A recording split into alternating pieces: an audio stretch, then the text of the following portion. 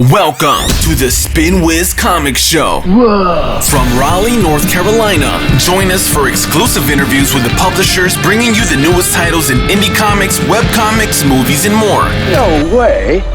And now, here's your host, Jeff Palumbo. Ladies and gentlemen, welcome to the show. Woo! How we doing? It's Wednesday, hump day, almost through the weekday. Great to have you here.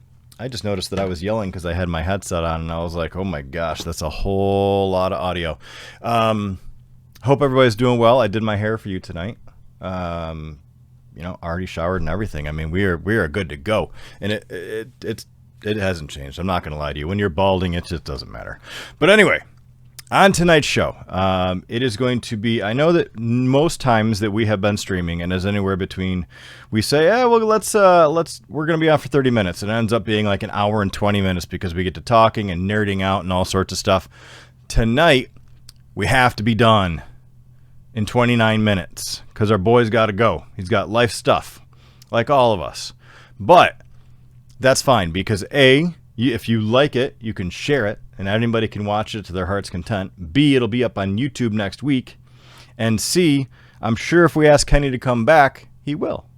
So don't feel like you're only going to get just a little bit of Kenny, and I think you're going to really like him, so you're going to request more Kenny in the near future. But until then, this is what we got going on. Ladies and gentlemen, my first and only guest tonight. I don't think I've ever had two guests in a night, so maybe it's just guest. We'll go with just guest.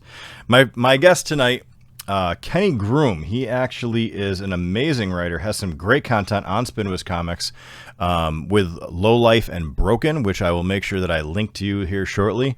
But he's got a Kickstarter called UPSTARTS by Inkforge Press is actually publishing this one. And it looks to be amazing. As soon as it popped, I had to back it because I honestly think this guy is just amazing. His writing's great. The art's always fantastic. And that's what we have to do. We have to try to back the people that we really, really like when we can. I can't back everybody anymore because we have 83 publishers now. I'd be broke. But for this guy just trying to get stuff going and always pushing hard, I want to make sure that we cranked it out. But without further ado, because you came here to see him, not me, Kenny Groom in the house. Oop, that's the window capture device. Why is that not working? Wait a minute. Now try. Hello? Yeah, there we go. Now we got some Kenny. How you doing, man? I'm hanging in there. How are you? Hey, I'm always good. I honestly, we actually transitioned from Twitch about a week and a half ago over to Facebook, and it has been great. The response has been great, and the whole thing is to make sure that guys like you, me, and all the rest of the indie guys are getting a little bit of more voice in the ethosphere. So it's been awesome. I'm doing well, and obviously you are hustling as always. Oh, yeah. Appreciate that, man. I appreciate you having me on, too. Anytime. So just for a little bit of background for everybody, Kenny and I actually met online about 2 years ago. Mm-hmm. I think, right when Low Life 1 Broken was starting. Well, right? It was Broken, Low Life and Broken, we kind of did as a one part, like we did one campaign, where then Broken's a spinoff from the Low Life comics. That's why. Okay. I remember that. And since then, the art has come up. It's on Spinwhiz. You're a partner. It's great. I'm going to drop, just so everybody knows, so you can go read it. Kenny wanted to make sure everybody could read it. So here's the link. It's getting dropped in now. Now, if you're not following on Facebook Live, but you're on YouTube, just go below. It's in a whole big description part. All you got to do is click on it. And while I cannot say enough that how much I like the writing and how the art is just amazing. I mean, it is top notch. Some of the best stuff that is currently on our site. I appreciate that, man. I appreciate that. And Broken, actually, Broken, the artist on that is the same artist, Jose Jarro. He's the artist that's doing UPSTARTS, which is our current Kickstarter we have running. Oh, dang. Okay, so you're bringing back talent, which is amazing. Yeah, absolutely. That's Jose's awesome. A good friend. He's a great artist. He's always on point. Always on point. It is sometimes hard to find people that are on point. I'm not saying just artists, but people in general. Anybody? Yeah, people. I know that all too well. Yes. So let's talk about Upstarts, because I know that is a big push for right now, but I didn't even know you were working on another title. Yeah, well, Upstarts 1, it actually was the first title I did. Several years ago, we did it. Me and Jose had been working together and trying to work together for years. And finally, we put together Upstarts. And actually, that came about long before Low Life or Broken ever came about. We did issue 1. Inkforge Studio reached out to us. They were starting up. They had a good plan in place, and they brought us on board. And we actually did one Kickstarter for the first time. This was several years ago, and did Upstarts. Took a brief hiatus for whatever silly reasons, but we took a brief hiatus, and finally we were ready to get back to it, and that's why we're doing this now. But yeah, Upstarts was my, I won't say it was my first foray. I've been doing this for years, but it was my first foray into Kickstarter and to publishing comics. Again, Inkforge Studios, they've been just a godsend to us around that, because it's such an in-depth comic, and their knowledge around comics has been really helpful to us throughout the process. Amazing how much easier things go when everybody's on the same page. Right. Yeah, that's awesome. So how, being that you said this was before Broken and Low Life, how many years ago are we talking? 4 years ago. Woo! Yeah, about 4 years ago we did it. So you dusted it off and brought it to them, and they're like, "This is awesome. Let's get it going." Yeah, and that's what it is. We're rocking and rolling right now. We're actually very close to being funded. We're finishing up our second week, so we're really close to being funded. We're really happy with the progress so far that we're making. I mean, 63 backers and just over $2,500 with 13 days to go. Right. And you're just trying to break 3,000. So, I mean, that is good. And again, the art, once again, top notch. Yeah. Like the people you get to do your art are just fantastic. I don't know how you get such good people that want to do great work. And now Jose inks and pencils, right? He does the inks and the pencils, correct. And then Dennis Lehman, he's a cat out of Germany, does incredible colors. I mean, he just takes, Jose's art is already top notch, but then you add Dennis's colors on top of that, and you've got just, every panel is just a pure work of art. Yeah, and Dennis, I love how he does his colors because he makes everything pop. Right, absolutely. It gives every color, even feel. The darks. And if there's one scene that you'll see on the Kickstarter page that is a guy that I can only say guy because I don't want to give it away, that is blue with white tattoos, and he blends it with a hologram, and they're both separate blues, but you can differentiate between the two. Some colorists can't do that. They will change it. It'll be a green something. They set it off, but he has the ability to actually shade and color really well so that you actually can see the difference in the scene. That's not easy to do. Yeah, absolutely. I remember when we first started and we were doing Upstarts 1 a few years ago, and we had looked at a couple of different colorists, and then Dennis did just like a test page for us or something, and we were like, me and Jose were like, yeah, that's it. Because Jose actually, the blue guy you're talking about, that's Griffin. He's the main character. He is, that's one of the reasons why I was able to kind of collaborate with Jose. That's a character that I call him Joe. His name's Jose, but that's a character that Joe came up with years ago.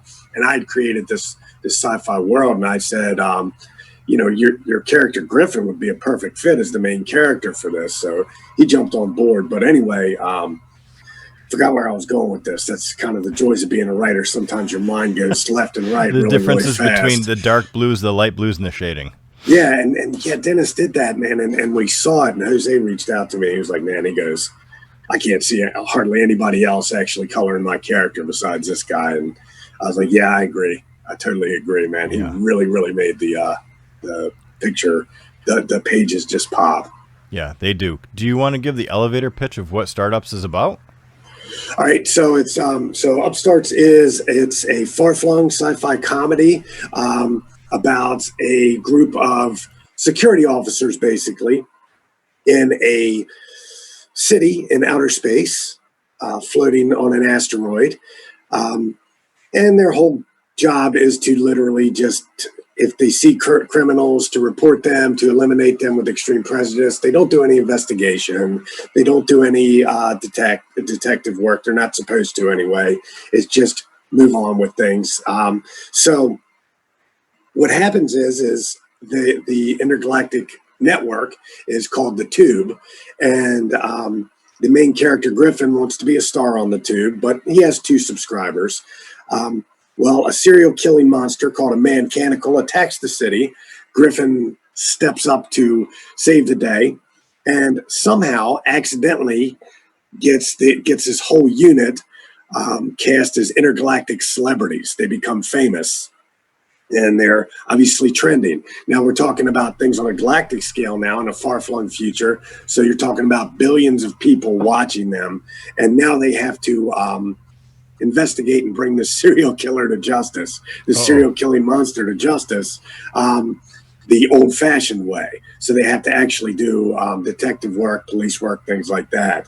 So obviously they are being told to stay away from all media, which of course they're going to fail at miserably. That's the only spoiler I'll give. So. So with this, is it like, are there cameras following them around and stuff like that, or is it simply, okay? Yeah. So it's absolutely. that whole thing too. One of the little tags is there's a little camera. It's named Flick that Griffin spent his entire 2 or 3 paychecks on, and it follows him around. And he's always getting broken. He's supposed to be recording everything they do. Supposed to have like an action-packed cops type show, and supposed to be following everything they do, and the camera always gets messed up, broken, things like that. In issue 1, the broadcast antenna gets broken off of and gets stuck in another character's teeth. So it's he's always screwing it up, but he always ends up on somebody else's news feed. So that's how they accidentally become famous. That's awesome. And is it going to be a 4-issue miniseries, or are you kind of bringing this one out? It's 5. It's going to be 5. It's going to be 5. It's going to be an arc. And then I'm kind of trying to set it up to where I can have multiple different instances in the same type of universe. Not necessarily the same characters, but maybe something in the future with different characters set in the same universe. There's never anything wrong with that. That's always fun. I mean, Marvel made most of their money in the last 20 years off of doing just that. Multiple, yeah, exactly. Yeah. So, I mean, that's awesome. Now, can we ask you a little bit about your writing in general before you kind of sign off here? Sure. Even though we're making great time, but since we don't get to talk much, I'm like, I kind of want to keep you here. With your writing, I mean, you said you wrote Startups about 4 years ago, and then Low Life, and then Broken. But when did you start writing? Because Startups wasn't your first comic, right? Right. It was back in, I don't know, high school. And no, I actually had a comic called Return of the Way. That was one of my first comics. I met actually Jose back when I was maybe 20. It was almost 20 years ago, through a mutual friend of ours. And we were trying to work on some other comic back then. I didn't know anything about writing comics. I'd been writing for a lot of years, but mostly just short stories and Dungeons and Dragons campaigns. Nothing wrong with that. That's where I got my big creative push back in the day. What was that? But I was writing various things, and we tried to write a little bit of a kind of a fantasy thing, and then we kind of stopped, and I started learning how to write comics. But then I did something called Return of the Way with a cat named Brian Turner. It's kind of a post-apocalyptic samurai type thing, but that didn't really do too much. Brian actually is working for I want to say Warner Brothers Studios now. He's in animation. Oh my gosh. So yeah, he moved on. He's doing some great stuff. But then, one day I kind of got the bug and wanted to start writing comics again. I'd learned how to do it. I spent a lot of years learning how to write the format and do the editing and things like that I think most companies wanted to see. So I started writing UPSTARTS. And, you know, I didn't really have, I had the story in mind. I had the script written. I had a different character name and everything. And then after a while, I sort of reached out to Jose and told him, hey, man, you got to come on board with this. And he was like, you know, I'm definitely interested. So we started doing it, and, you know, the rest was history. But as far as writing, you know, I have so many different things I've written over the years, you know, stories that never made it anywhere. I've written some prose. I've written short stories. I've done poetry. But as far as when I started writing, man, I'd probably say middle school, 6th or 7th, probably 6th grade was when I wrote my first poem that somebody said, hey, man, you got something going here for you. Is that what you do full time? Are you a writer? No. I want to be. For the last couple of years, I was doing that. I guess you could say that because I was actually like a full-time professional dungeon master for a little while. So yeah. Getting paid to be a dork is always a plus. You know what that's I mean? a bummer. Sounds awful. Yeah, I know, right? It has its moments, though. You know, I hear the sarcasm, but it does have its moments. They're literally. Yeah. I mean, I work in gaming full time. Yeah. Oh, yeah.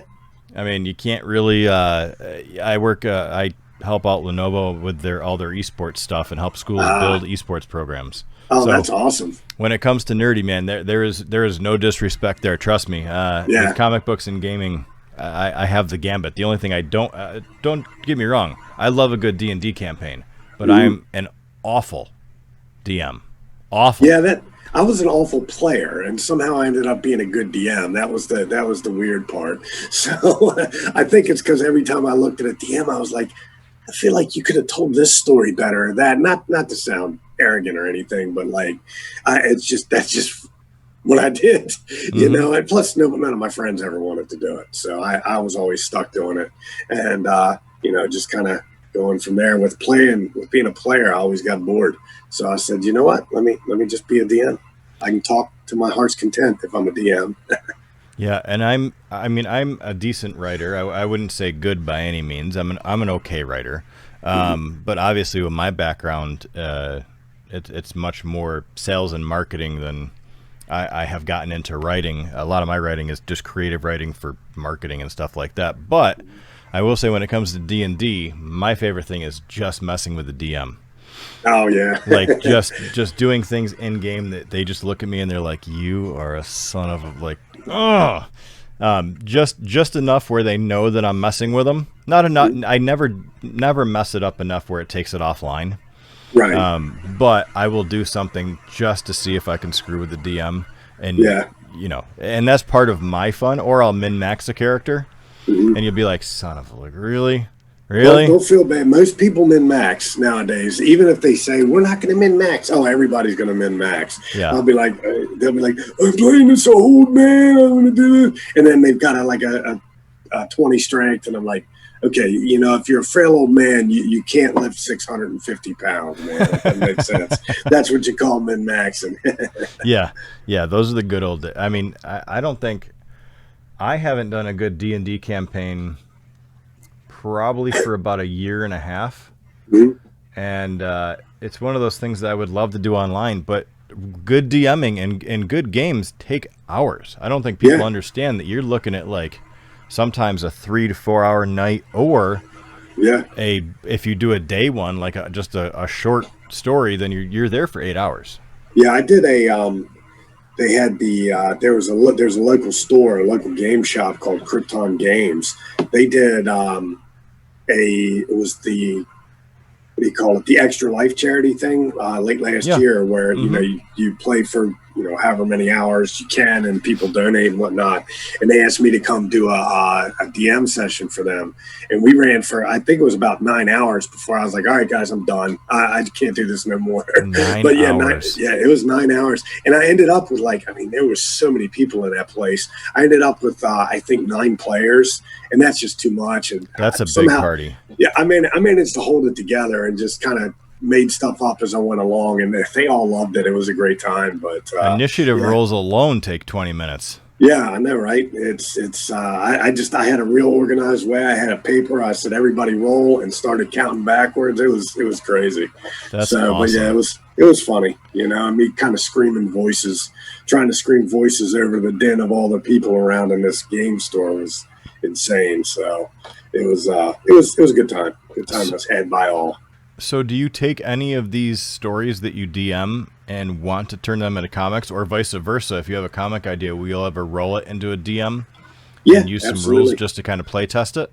Absolutely. In fact, Upstarts and Lowlife are all loosely based on either D&D characters that I've seen people play, I've played with, I've DM'd or run. Upstarts that started with some good friends sitting around a table playing an old science fiction tabletop game.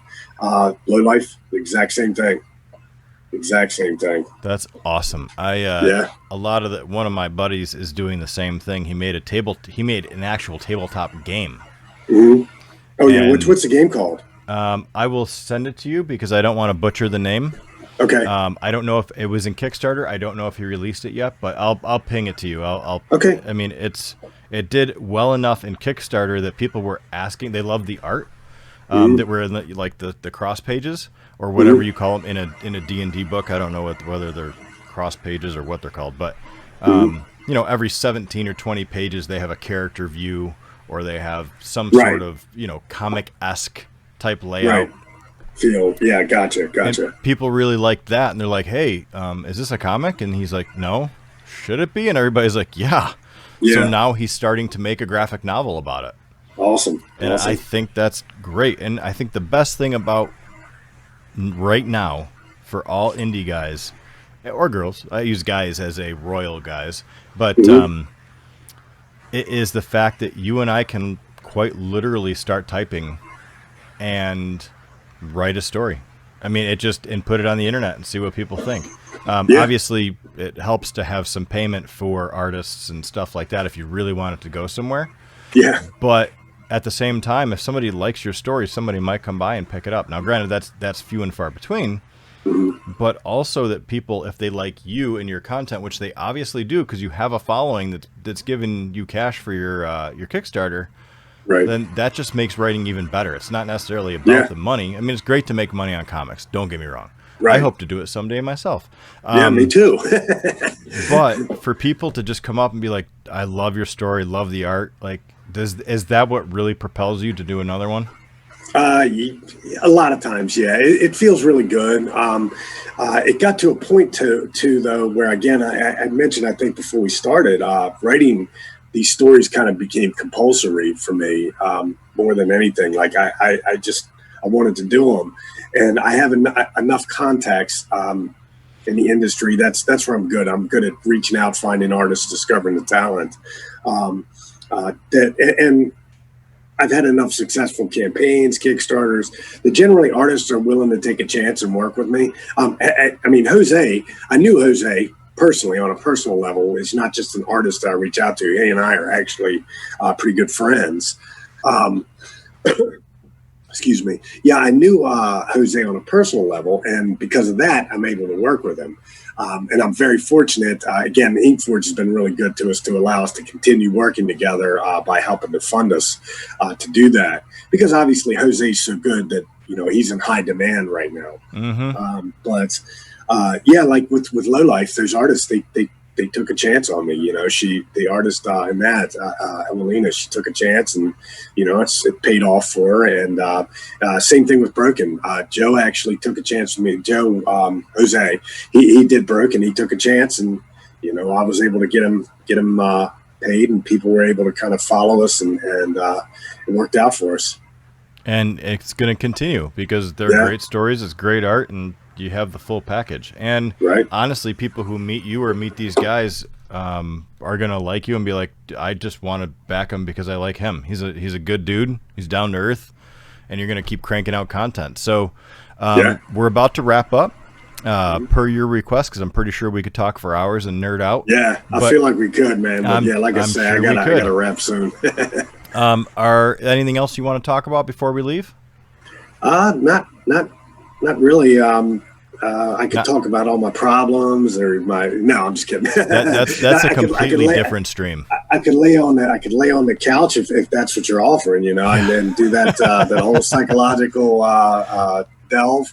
No, I'm just kidding. No, guys, just I appreciate. I want to say thanks to everybody who's been with me thus far. Checked out Low Life, checked out Broken, but most importantly now checked out Upstarts on Kickstarter.